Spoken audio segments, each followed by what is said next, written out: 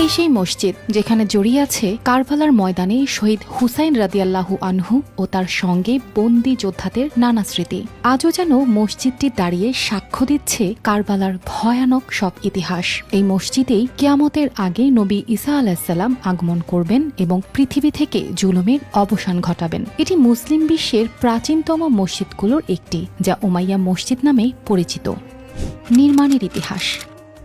সিরিয়ার দামেস্কে অবস্থিত এই মসজিদ খ্রিস্টান ও মুসলিম সম্প্রদায়ের কাছে বিশেষ গুরুত্ব ও মর্যাদা পেয়েছে। লৌহ যুগে অ্যারামিয়ানরা এখানে দেবতা হাদাদের মন্দির নির্মাণ করেছিল। পরে ৬৪ খ্রিস্টাব্দে রোমান শাসকরা সেই মন্দির ভেঙে জুপিটারের মন্দির তৈরি করেন। কিন্তু সময়ের স্রোতে বাইজেন্টাইন খ্রিস্টানরা দামেস্ক জয় করে মন্দিরটি ধ্বংস করে জন দ্য ব্যাপিস্টের ক্যাথেড্রাল নির্মাণ করেন, যাকে অনেকে কোরআনের নবী ইয়াহইয়া আলাইহিস সালাম হিসেবে উল্লেখ করেন। ৬৩৪ খ্রিস্টাব্দে মুসলিম বাহিনী দামেস্ক জয় করলে খালিদ বিন ওয়ালিদ ক্যাথেড্রালের একটি অংশকে নামাজের জন্য নির্ধারিত করেন। তখন গির্জার কিছু অংশ খ্রিস্টানদের জন্য উন্মুক্ত ছিল। ইতিহাসবিদ ইবনুল ফকিহ জানান, মসজিদের নির্মাণে ৬ থেকে ১০ লাখ স্বর্ণমুদ্রা ব্যয় হয় এবং পারস্য, ভারত, গ্রিক ও মরক্কোর ১২,০০০ শ্রমিক এতে অংশ নেন। বিশেষ করে মোজাইকের কাজের জন্য ২০০ জন দক্ষ বাইজেন্টাইন কারিগর নিযুক্ত হন। ফলে মসজিদের ৪৩,০০০ বর্গফুট সোনালী মোজাইক এক অসাধারণ সৌন্দর্যের সৃষ্টি করে। স্থাপত্য ও আকর্ষণ।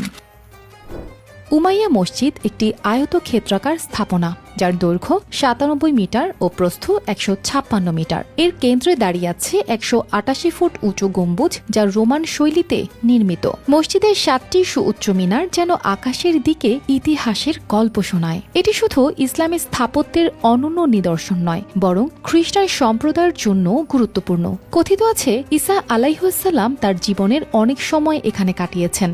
এখানকার মেহরাব, নামাজের কার্পেট এবং কারবালা যুদ্ধের স্মৃতি আজও মর্মস্পর্শী প্রতিচিহ্ন হয়ে আছে।